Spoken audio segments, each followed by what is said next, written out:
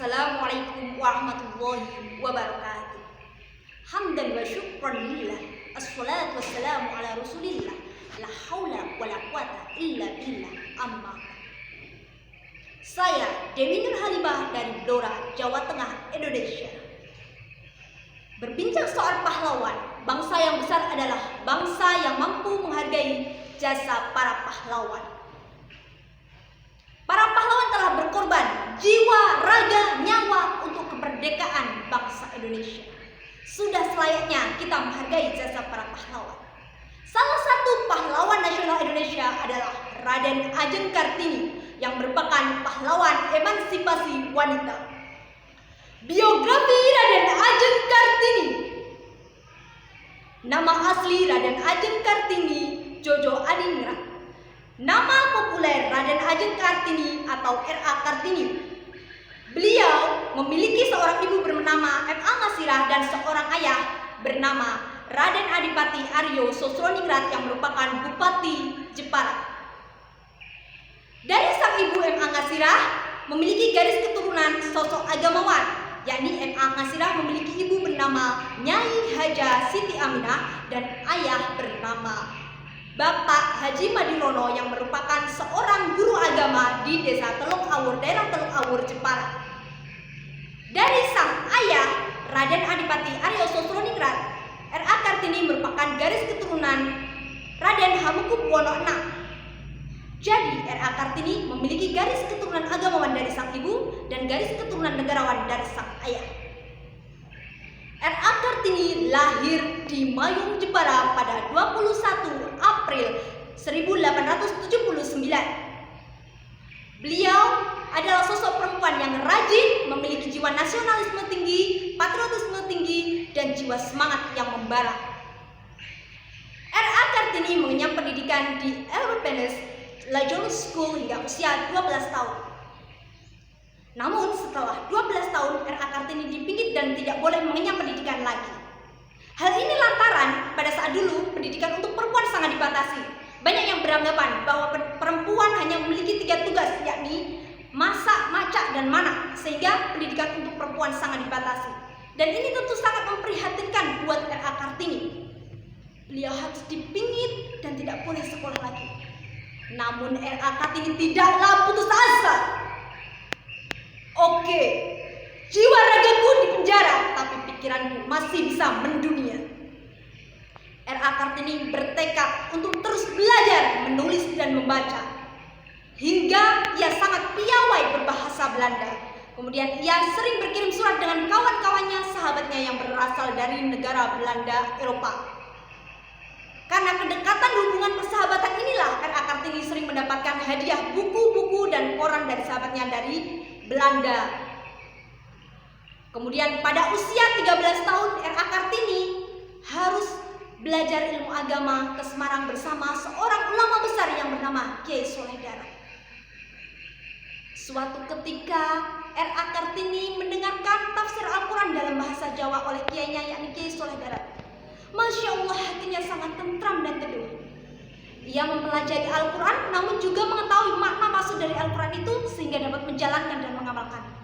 Maka dengan jiwa berani dan gigih, R.A. Kartini memberanikan diri berkata dan memohon pada Kiai Soleh Darat, "Wahai Kiai, hatiku sangat tersentuh dengan penjelasanmu mengenai tafsir Al-Quran dalam bahasa Jawa. Bolehkah engkau menafsirkan 30 juz Al-Quran dalam bahasa Jawa agar saya dan putri-putri Jawa dapat memahami Al-Quran dengan baik sehingga kami dapat menjadikan Al-Quran sebagai pedoman hidup kami?" Mendengar perkataan Kartini, Kiai Haji Soleh Darat terkejut. Kok ada perempuan usia 13 tahun memiliki tekad belajar yang tinggi untuk memahami isi Al-Quran untuk diamalkan? Tersentuh hati beliau. Lalu beliau menjawab, "Wahai Kartini, anakku, untuk menafsirkan ilmu Al-Quran itu tidak sembarangan. Untuk menafsirkan Al-Quran harus menguasai ilmu bantu Al-Quran yang sangat kompleks, mulai dari gramatikal Arab, nahwu, shorof, ma'ani, bayani, dan lain sebagainya. Tidak bisa sembarangan." Kartini pun menjawab, "Wahai guru, tapi saya rasa jenengan sudah menguasai semua ilmu bantu itu. Bantulah kami,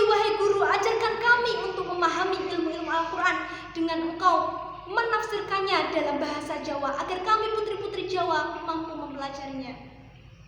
Kiai Soleh Darat pun tertunduk. Air matanya tumpah dan menangis bergetar. Seorang putri kecil memberanikan diri untuk meminta beliau menafsirkan Al-Quran.